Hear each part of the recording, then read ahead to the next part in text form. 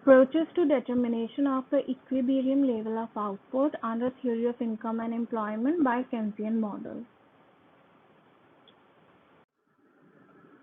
In this part, we are going to discuss how equilibrium condition is determined and income and output is determined through two approaches. There are two approaches which explain the determination of equilibrium level of income and output.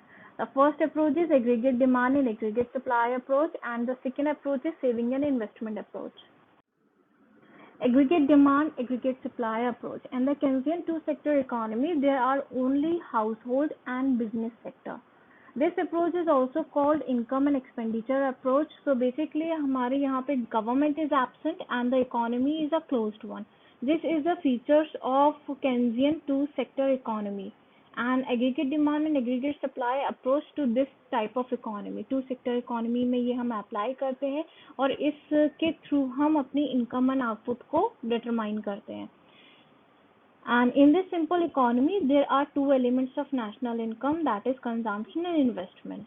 An economy is said to be in equilibrium when aggregate expenditure is equals to aggregate income or aggregate money value of all goods and services. जब हमारा aggregate expenditure, जिसको हम aggregate demand या aggregate spending भी कहते हैं, वो हमारी aggregate income के equal हो या फिर aggregate expenditure equal हो aggregate money value of all goods and services, that is aggregate supply.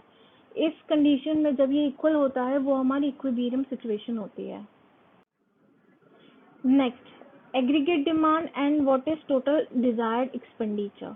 तो हमारी जो टोटल एक्सपेंडिचर है या टोटल स्पेंडिंग है, जिसको हम एग्रीगेट टोटल डिमांड भी कहते हैं, वो हमारे दो एलिमेंट से कॉन्स्टिट्यूट करता है, that is planned consumption by household and planned investment on capital goods, जिसको हम ऑटोनॉमस इन्वेस्टमेंट भी कहते हैं.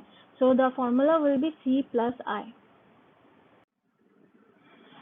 What is aggregate supply? In this approach, aggregate supply refers to the value of total output of goods and services produced in an economy in a year, and aggregate supply is equals to national income.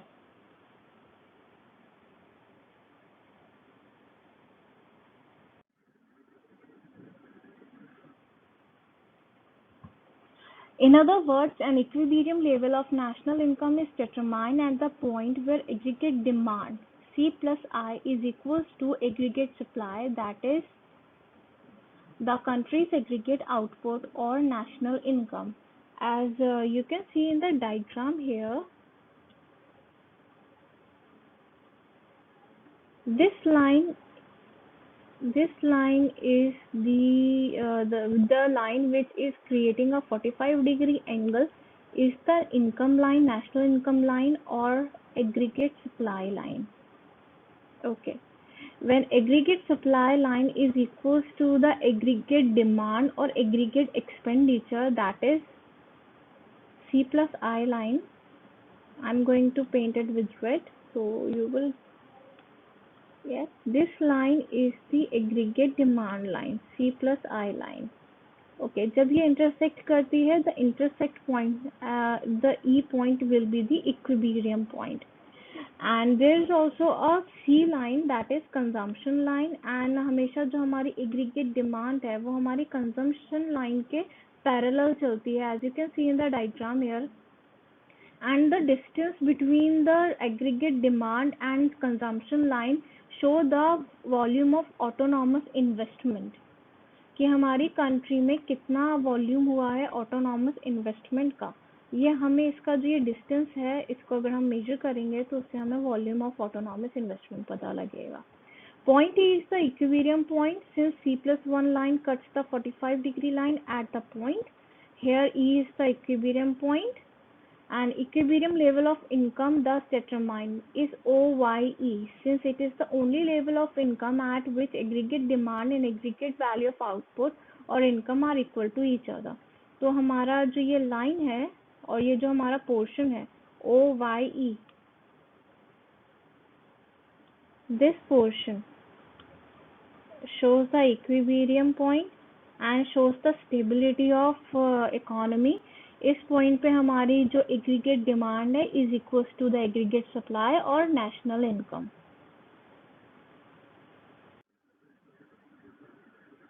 If the level of income is either or more than or less than OYE, then there will be a tendency for the level of income to move towards the OYE. Otherwise, equilibrium is said to be unstable. Okay. As you can see in the diagram, there are three lines. ये जो हमारी OYE line है, ये हमारी equilibrium line है, which shows the stability in economy. But अगर हमारी जो लाइन है ये इधर आती है, OY1 लाइन, अगर हमारा जो फैक्ट्री की जो पोजीशन है, जो हमारा बिजनेस है, अगर उसका जो प्रोडक्शन है वो यहाँ लाई कर रहा है, दैट मीन्स हमारे जो इक्विलिब्रियम है वो अनस्टेबल है. अब हमें इस अनस्टेबल की जो कंडीशन है वो होगी कि कैरेक्टरिस्टिक्स होगा कि हमारी जो OY लाइन है, that is aggregate demand will exceed aggregate supply और एग्रीगेट आउटपुट. हमारे इकोनॉमी में जो एग्रीगेट डिमांड है वो ज़्यादा होगी और एग्रीगेट सप्लाई ऑफ गुड्स है वो कम होगी. तो ये एक अनस्टेबल सिचुएशन होती है. तो अब इस अनस्टेबल सिचुएशन को स्टेबल करने के लिए हमें प्रोडक्शन स्टार्ट करना पड़ेगा, जिससे कि हम जो डिमांड है उसको सप्लाई की इक्वल कर सकें. जो हमारे पास स्टॉक खत्म हो गया है हम उसे मार्केट में अवेलेबल करा सकें, तो उसके लिए हमें अपना जो प्रोडक्शन है वो एक्सपैंड करना पड़ेगा to meet the demand.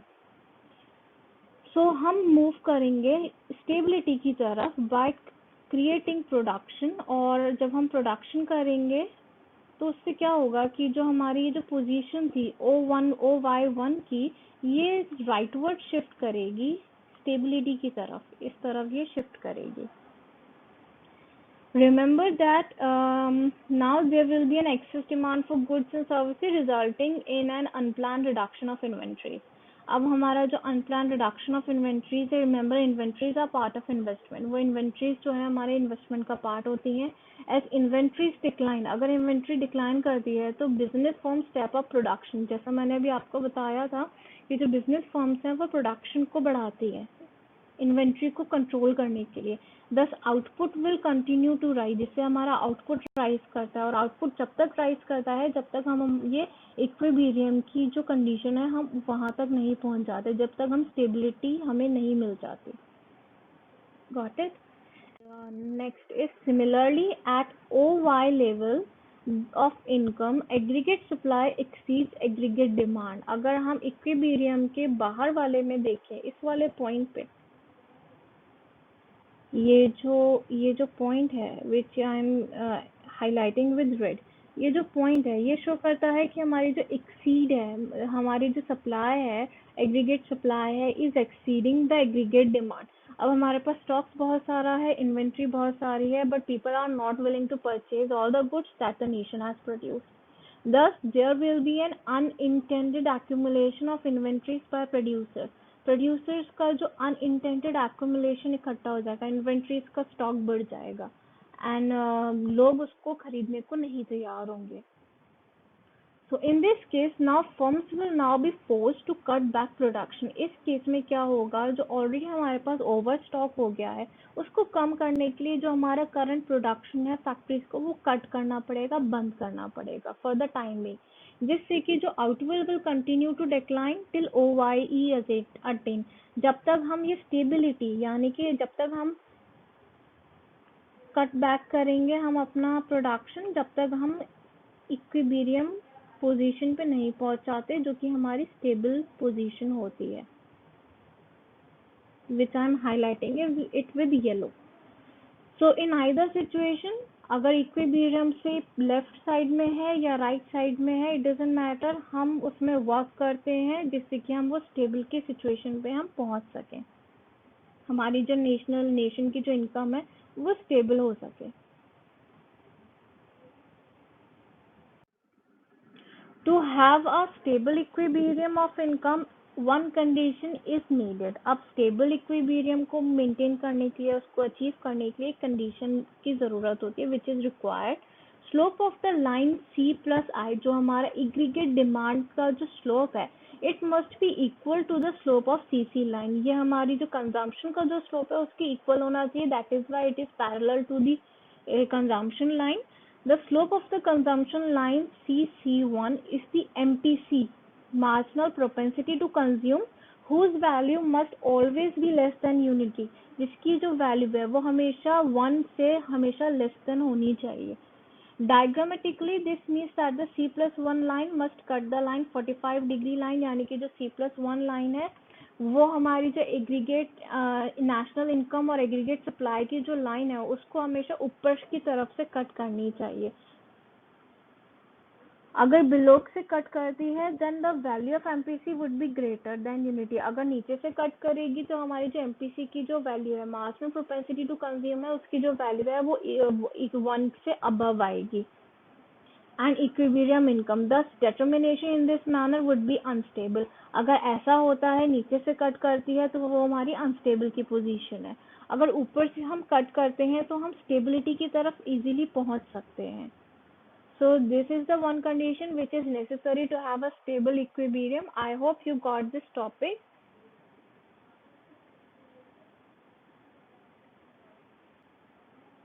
And the next approach, which is saving and investment approach, we will going to discuss it in the next PPT.